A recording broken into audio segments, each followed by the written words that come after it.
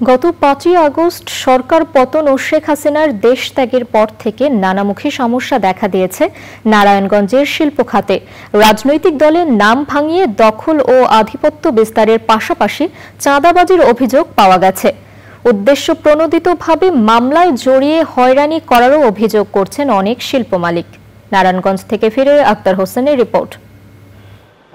প্রাচ্যের ড্যান্ডি খ্যাত নারায়ণগঞ্জে রয়েছে তৈরি পোশাক সহ কয়েক হাজার শিল্প প্রতিষ্ঠান। লাখ লাখ শ্রমিকের কর্মসংস্থান হয়েছে ইপিজেড, বিসিক ও এর বাইরের কারখানাগুলোতে। গত ৫ই আগস্ট দেশের রাজনৈতিক পট পরিবর্তনের ধাক্কা লেগেছে এই শহরে। রাজনৈতিক পরিচয়ে উঠতি নানা গ্রুপ, উপগ্রুপ ও নেতাদের উপদ্রব বেড়েছে এই এলাকায়। কোনো প্রতিষ্ঠান থেকে চাঁদা দাবির অভিযোগ পাওয়া গেছে। ব্যবসায়ীরা চাঁদা না দিলে হত্যা মামলায় ফাঁসানোরও অভিযোগ রয়েছে।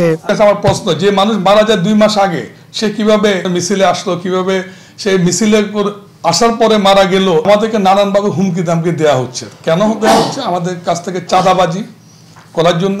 আমি নিজেই 6 তারিখে স্বাধীনতার পরের দিন যদি বলি 6 আগস্ট আমাকে বাধ্য করা হয়েছে আমার কাছ থেকে চাঁদা নিতে। 40টা বছর ধরে ব্যবসা করে এটাই হচ্ছে আমাদের অর্জন। সেই অর্জনটা এখন ব্যাহত হচ্ছে কিছু উদ্দেশ্যমূলকভাবে। কিছু মানুষ আমাদের বিজনেস ওনারদের নামে, ফকির পরিবারের সম্মানিত সদস্যদের নামে মিথ্যে মামলা দিচ্ছে। বিভিন্ন ছত্রছায়ায় এই মানুষগুলো তাদের মামলা দিয়ে যাচ্ছে, চাঁদাবাজি পায়তারা করছে, শোডাউন করছে, বিভিন্নভাবে আমাদের অপারেশনকে ব্যাহত করার চেষ্টা করছে। চাঁদাবাজির অভিযোগ করেন Narayanganj chamber of commerce and ইন্ডাস্ট্রিজের সভাপতিও। চাঁদাবাজদের থেকে রেহাই পায়নি বিকেএমইর নেতারাও। কিভাবে হুমকি ধমকি চলছে। আমার চেম্বার 3 লাখ টাকা, 10 লাখের দাবি, 3 লাখ টাকা মিটিয়েছি, 7 লাখ টাকার জন্য চাপ আছে। চাঁদা 1 পয়সা চাঁদা তো দিবই না।